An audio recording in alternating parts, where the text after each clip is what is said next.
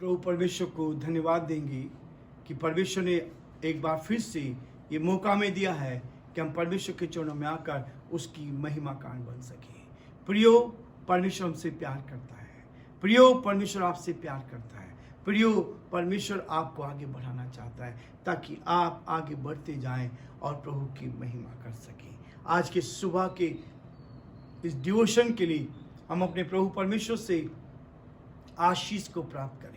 हम प्रार्थना करेंगे ताकि प्रभु की आशीष हम पर बनी रहे और प्रभु की उपस्थिति का एहसास अपने जीवन में हम कर सकें।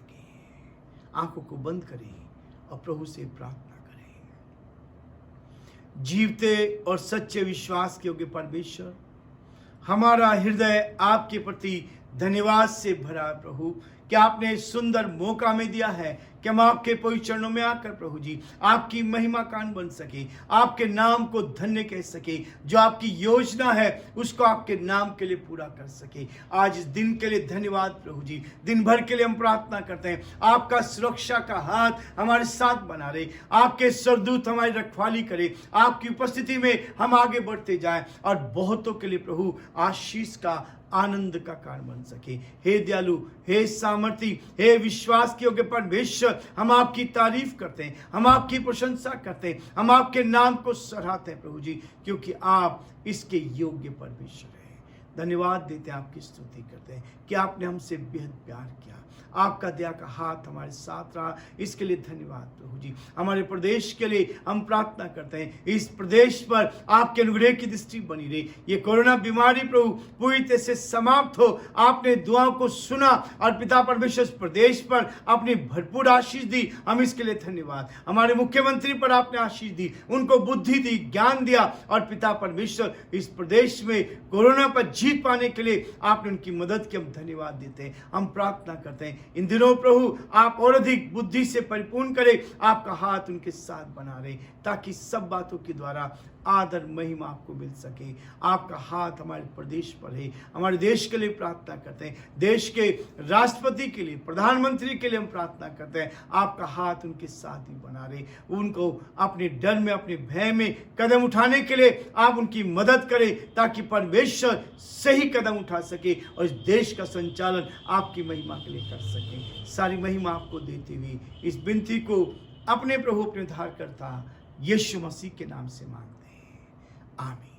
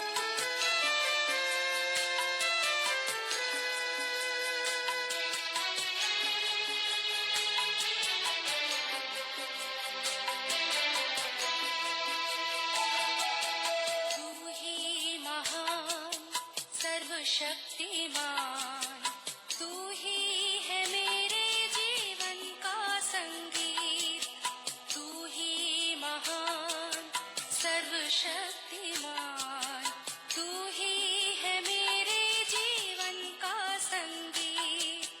हृदय के तार छेड़े झनकार, हृदय के तार छेड़े झनकार, तेरी आराधना है मधुर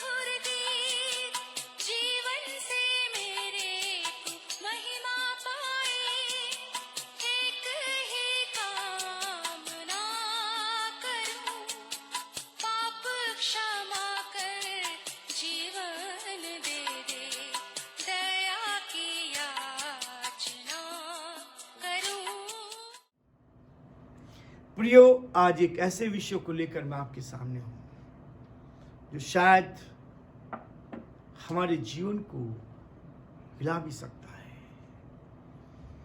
याकूब उसका 5 अध्याय और उसके 15 पद को मैं आपके सामने पढ़ूंगा।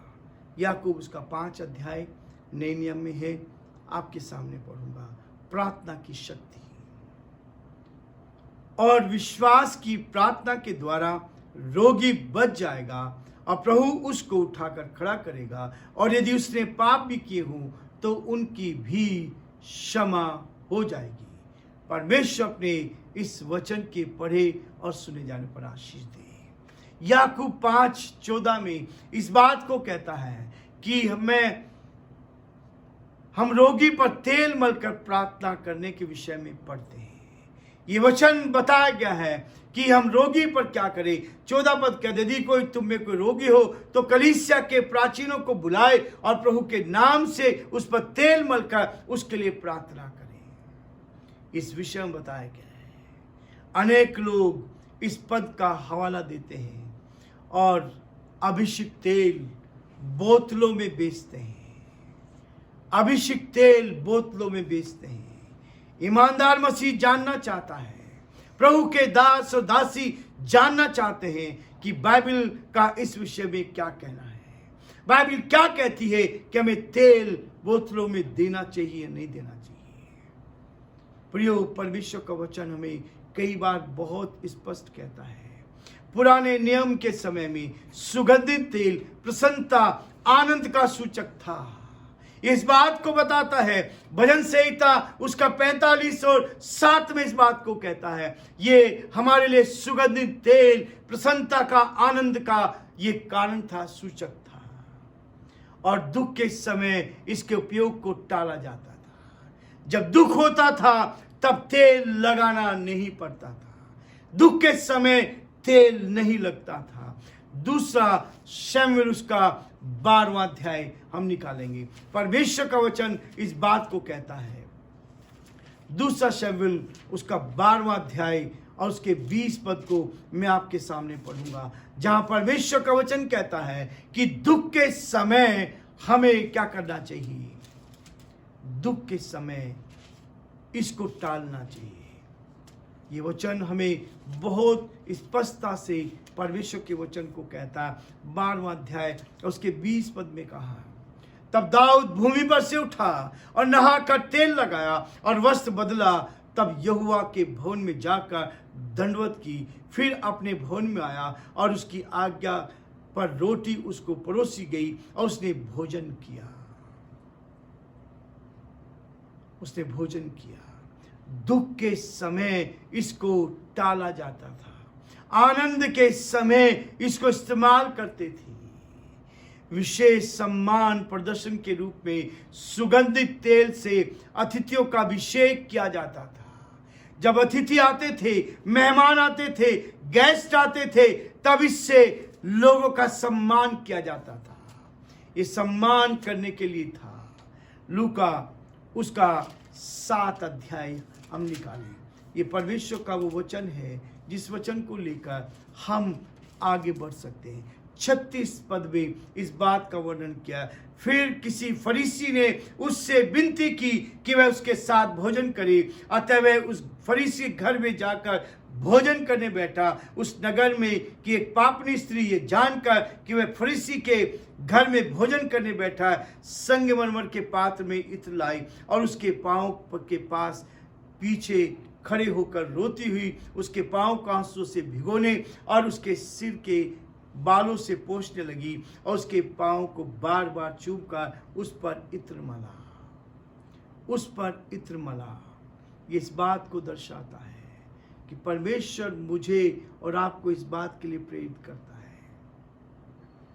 इस बात के लिए प्रेरित करता है, बता रहा है हर बात का अतिथियों का अभिषेक किया जाता था।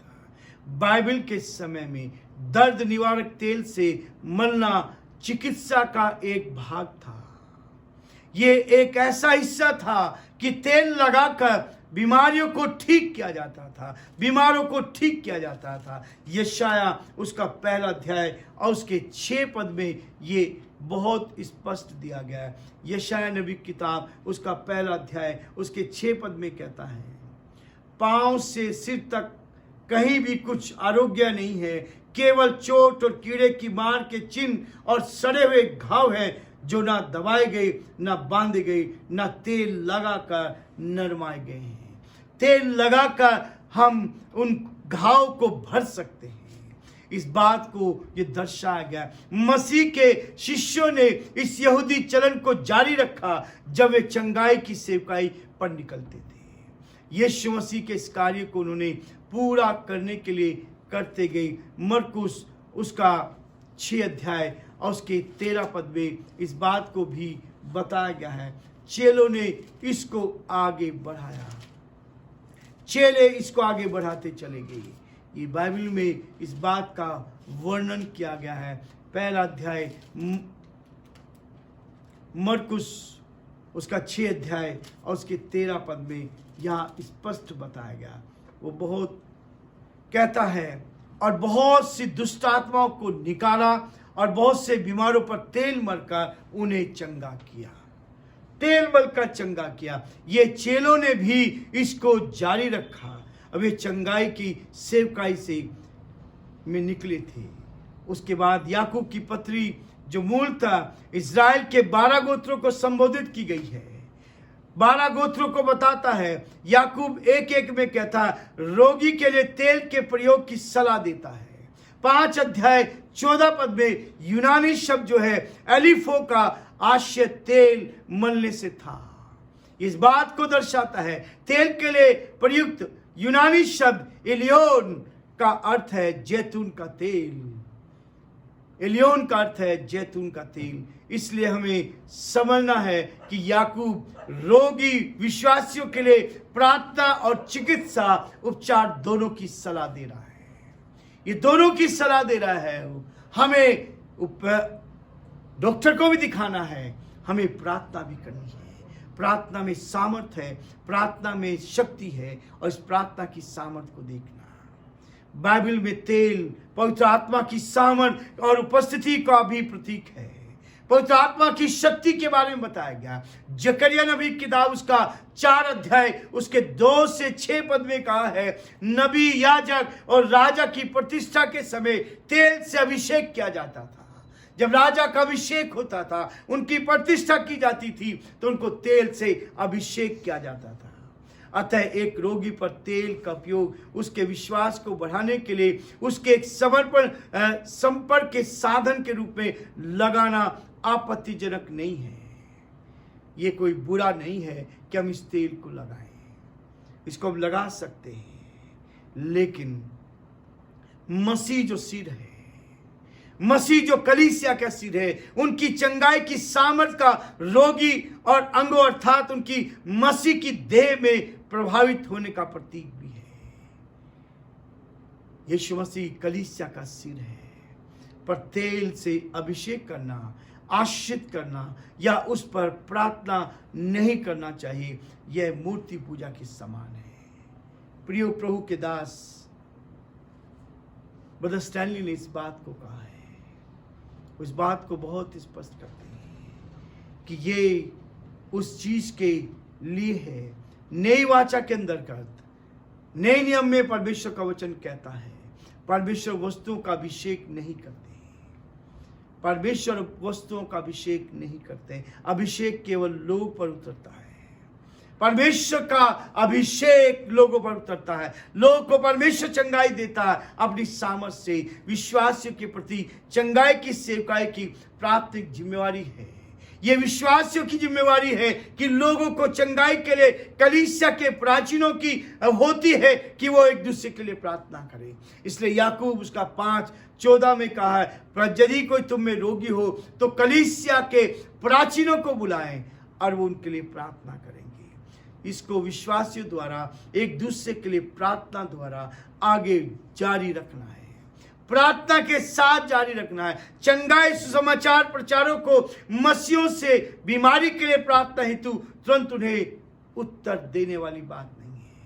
वो कहता है इस बात के लिए कहता है लोग और पासवानों को स्थानीय रूप से चंगाई की सेवकाई को बढ़ावा देने हेतु प्रेरित करना चाहिए, प्रार्थना की सामर्थ को बढ़ाना चाहिए, परमेश्वर की शक्ति को बढ़ाना चाहिए। बाइबल की मूल विधि का प्रयोग जो प्रयोग किया गया है चंगाई के वरदान के दुरुपयोग के लिए, कई बार चंगाई का वरदान दुरुपयोग भी हो जाता है, इससे शोषण भी हो जाता है और को समाप्त करेगा। और परमेश्वर ने महिमा में रूप में कलीसिया को रखा है ताकि प्रभु अपने लोगों को इस्तेमाल करे।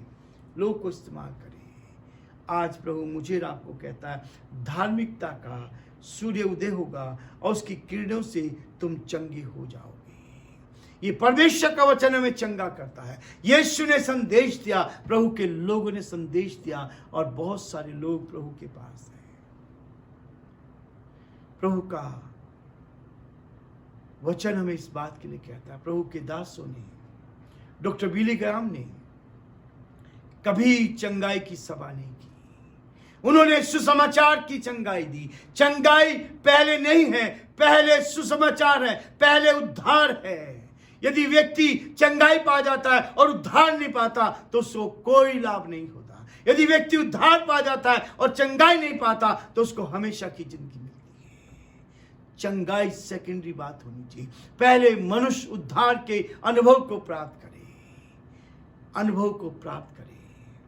और उसके बाद प्रभु कहता है तेल ही क्यों। परमेश्वर का वचन मुझे आपको प्रेरित करता है। ये वचन मेरे जीवन को छुआ है और इसलिए प्रभु हम सबको बहुत आशीष दे। हम एक दूसरे के लिए प्रार्थना करें। प्रार्थना में जो सामर्थ है, प्रार्थना में जो शक्ति है, प्रार्थना यीशु के नाम से प्रार्थना की जाती है और रोगी चंगे हो जाते हैं। यीशु मसीह ने कहा जा तेरे विश्वास ने तुझे चंगा किया। आज प्रियो प्रभु चाहता है कि हम प्रार्थना की सामर्थ को ले, प्रार्थना की शक्ति को ले, अपने घुटनों पर आ जाएं। प्रभु आपको चंगाई देगा, प्रभु आपको इस्तेमाल करेगा ताकि बहुतों के लिए चंगाई का कारण बन सके। परमेश्वर हम सबको बहुत आशीष दे और परमेश्वर का हाथ हम सब पर बना।